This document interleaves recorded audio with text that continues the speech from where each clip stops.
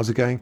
It is all the news, and my name is Adam. Yeah, I thought we would look at some interesting news today. Talking about Gen Z, or Gen Z if you're from the UK. Gen Z, favourite actors and content creators. You might be thinking, why are we looking at these people? What is going on? In fact, who are these people? Well, Gen Z, they seem to be people aged between 13 and 25. So the children of millennials, that much derided generation who couldn't get off their phones. Gen Zers or Gen Zers are no longer a mere fascination, they say. They now wield serious purchasing power and cultural capital. As cultural capital, when I was doing sociology, I understood cultural capital is the value that people place in education. So if your family values education, that they do a lot of work to get you into a good education, and because they understand that that education can get you money in the future. So that's what I was told as cultural capital. But there you go. And they put their imprints on the global economy. So says Morning Consult. Morning Consult surveyed Americans between the ages of 13 and 25. You can guess the answers about their media tastes and habits, relationships with brands, interest in sports, in order to better understand where exactly the youngest adult generation is now taking us. So you may be surprised by the people that they consider to be their favourite actors and actresses. And yeah, I thought we'd have a little look at that, because this channel is very focused on Johnny Depp. So I thought we'd have a little look. No matter the device, by that they mean a computer or on the phone or on their tablets and such like. Young people are logging a ton of screen time. A new Morning Consult survey set out to determine which stars they most like to see on their screens. So Americans between the ages of 13 and 25 were asked their opinions of 35 film actors and 35 internet content creators. And very strangely, in my personal opinion, wrestler turned movie star Dwayne Johnson earned the highest net favourability rating among the former group. And YouTuber Jimmy Donaldson, better known as Mr. Beast, took the top spot among the latter, that is, the people making content on YouTube. So very interesting, I thought. Net favourability rating is the share of respondents with a favourable opinion minus the share with an unfavourable opinion. So if you have 100 people and you ask them, and 50 people say they like someone, and the other 50% say they dislike someone, you do 50 minus 50, you come up with 0. And that person has a net favourability rating of 0. So Mr. Beast has a net favourability of 44, and Dwayne "The Rock" Johnson has 65. So very, very popular. And while both significantly outperformed all of their tested peers, Mr. Beast, which his real name is Jimmy Donaldson, did so by an extremely wide margin. His net favourability rating was nearly double that of the next most popular content creator, Zach King. No idea. If we have a little look down here at top creators, so we've got Jimmy Donaldson, known as Mr. Beast. He's peaking up at 44. Zach King at 23. Felix Kjellberg, that's the guy called PewDiePie. I've seen a few Mr. Beast videos. They're quite fun. They're like big events, and he puts on shows, and he gives a lot of money away.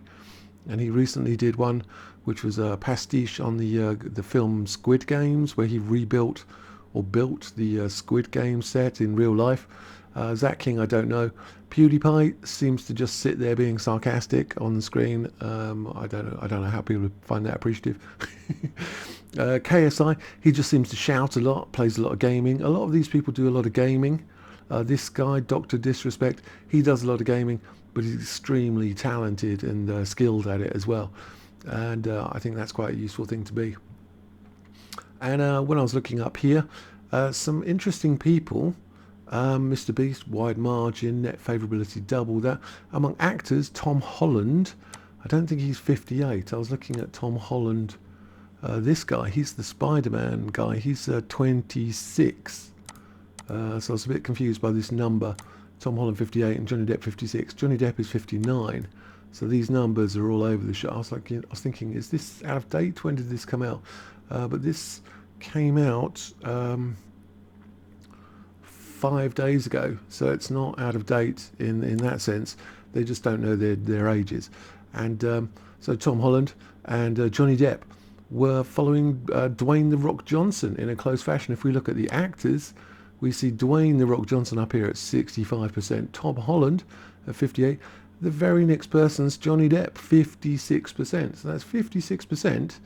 And this is among very young Americans. This is not an older generation who grew up watching him on Pirates of the Caribbean and all these other 40 odd films.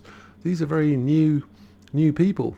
So it's quite a strange, in my personal opinion, quite a strange scene. If you look at the names, Dwayne "The Rock" Johnson, he was just on a film called Black Adam. I bought it on Netflix yesterday and it cost £20 or $25.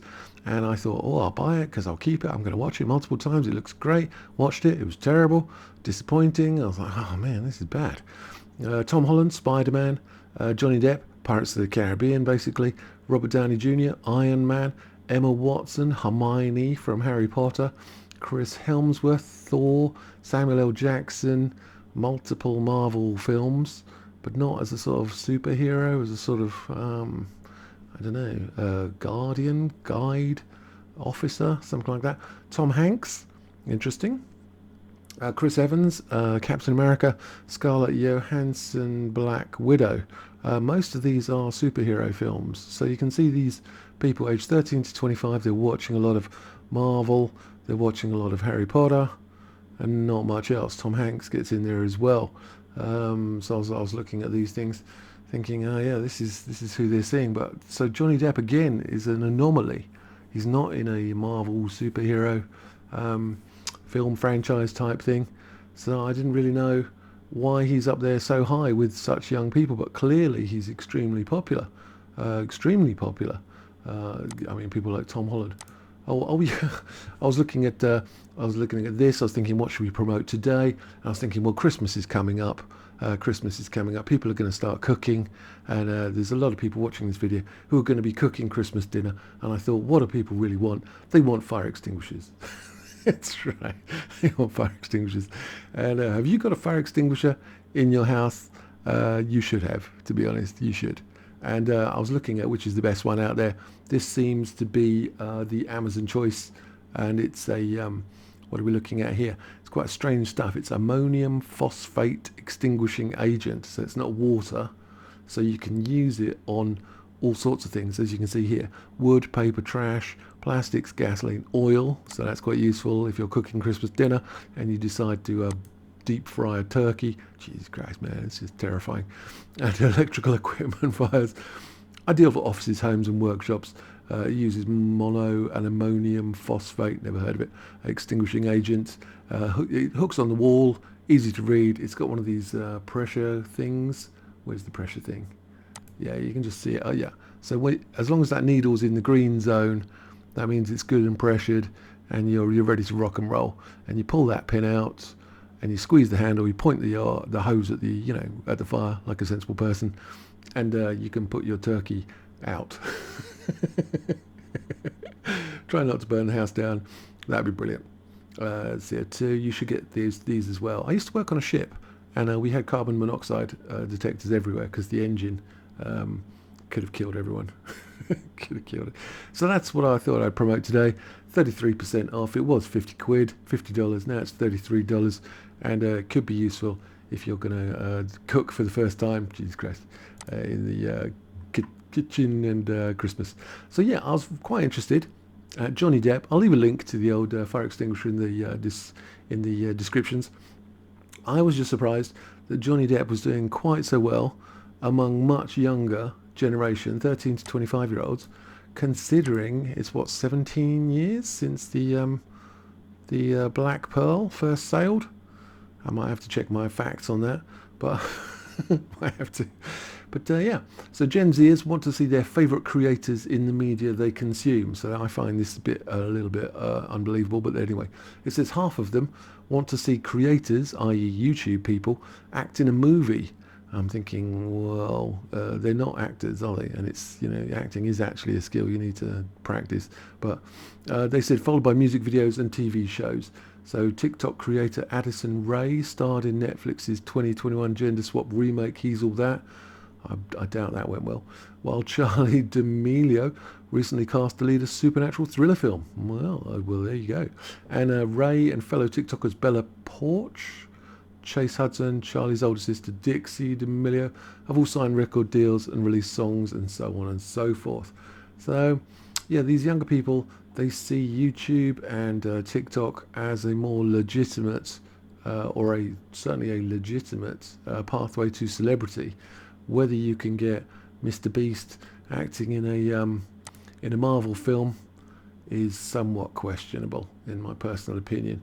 Of these people, possibly Dr. Disrespect could do it, possibly KSI could do it. Yeah. So yeah. So let me know your thoughts. And are you pleased that Johnny Depp is so high and so favourable among younger Gen Zers?